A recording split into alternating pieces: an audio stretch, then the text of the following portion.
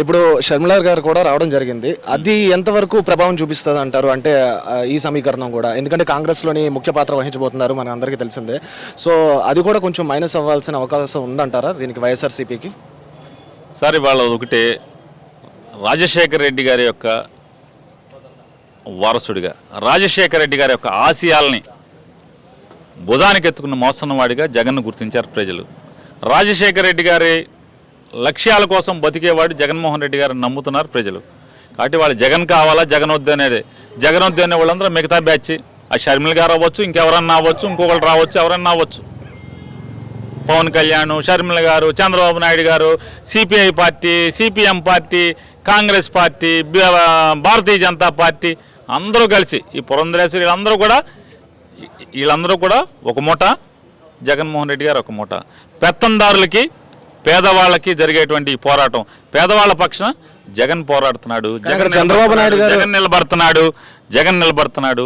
పెత్తందారుల తరపున పేదవాళ్ళకి వ్యతిరేకంగా ఈ మొత్తం ముఠా అంతా నిలబడుతుంది. ఎన్ని పిల్లి మొగ్గలేసినా, ఎన్ని రూపాల్లో వచ్చినా ఇవన్నీ కూడా రావణాసుడి 10 తలలు ఉంటాయి.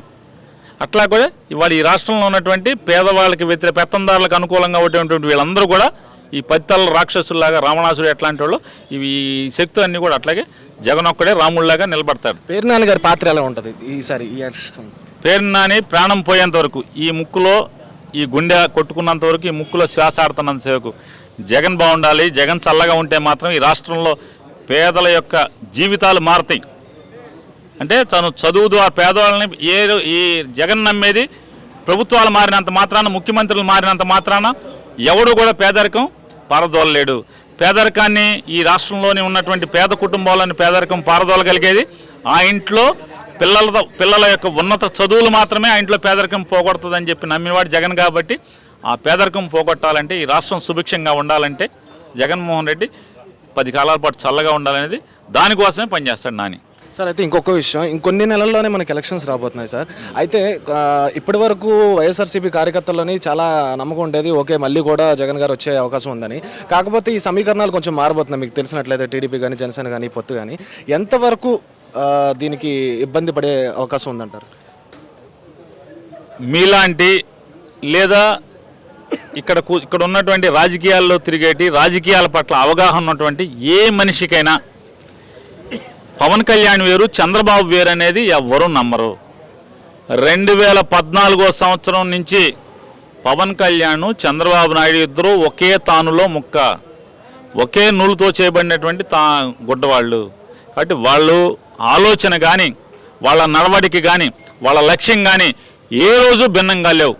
వాళ్ళిద్దరిది ఏక లక్ష్యం, ఏక మార్గం. జగన్మోహన్ రెడ్డి గారిని నిలువరించడం, జగన్మోహన్ రెడ్డి గారిని అణచివేయటం, జగన్మోహన్ రెడ్డి గారిని రాజకీయాల్లో లేకుండా చేయాలనేదే వాళ్ళిద్దరి లక్ష్యం.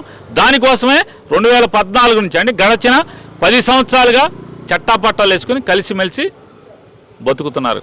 2014లో చంద్రబాబు ఓటేయండి నేను నిలదీస్తానని చెప్పని ఆ రోజు ఓటు అడిగిన, 2014లో ముద్రగడ పద్మనాభం గారి యొక్క ఉద్యమ ఫలితం, లేదా 2014లో కాపుల్ని బీసీ చేస్తాను మీరు నాకు ఓటేయండి అని చెప్పని కాపుల్ని నమ్మించి మోసం చేసినటువంటి పరిస్థితుల దృష్ట్యా కాపులు పెద్ద సంఖ్యలో ఓటర్లుగా ఉన్నారు. కాబట్టి వాళ్ళందరూ చంద్రబాబు మోసానికి గురైనటువంటి వారందరూ కూడా, కాపులందరూ జగన్మోహన్ రెడ్డికి ఓటేస్తారనేటువంటి భయంతో కాపుల్ని జగన్కి ఓటేయకుండా పక్కకి తీసుకెళ్ళి పవన్ కళ్యాణ్కి, అంటే కాపుల ఓటు మురిగిపోవాలి, కాపుల ఓటు జగన్కి బలం కాకూడదనే ఒక ఏకైక లక్ష్యంతో వాళ్ళిద్దరూ 2019లో విడివిడిగా పోటీ చేశారు తప్పితే, దాంట్లో కూడా విడివిడిగా పోటీ చేయడంలో కూడా చంద్రబాబు యొక్క అధికారానికి చేరటం అనే ఒక మార్గం, అంటే ఏకైక లక్ష్యంగానే వాళ్ళిద్దరు పనిచేశారు.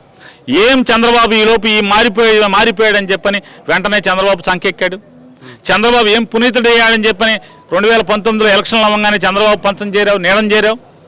ఇవాళ చంద్రబాబు కోసం నాకు సీట్ ఇవ్వకపోయినా పర్లా, ఒక్క సీట్ లేకపోయినా పర్లా, నాకు ముఖ్యమంత్రి లేకపోయినా పర్లా, కాపులందరూ మన కులానికి కూడా కమ్మోళ్ళు చేశారు, రెడ్లు చేశారు, మన కులానికి కూడా ముఖ్యమంత్రి కావాలని కాపులను గోల్ చేస్తుంటే, నీకు ఓటుగా ఉంటామని చెప్తుంటే ఇతను మాత్రం నోరు మూసేయండి, ఎవడైతే నేను చెప్పినా చంద్రబాబు ఓటేస్తారో ఆడి మాత్రమే నా పార్టీ, నాతో ఉండండి, లేకపోతే మీరు కాపులు కాదని చెప్పిన బహిరంగంగా అతను నిర్లజ్జగా మాట్లాడేది పరితెగింపుగా ఉంటుంటే, విడివిడిగా ఉన్నారని చెప్పని ఎవరు చెప్పారు? మీతో కొత్తగా కలిసింది ఎక్కడుంది?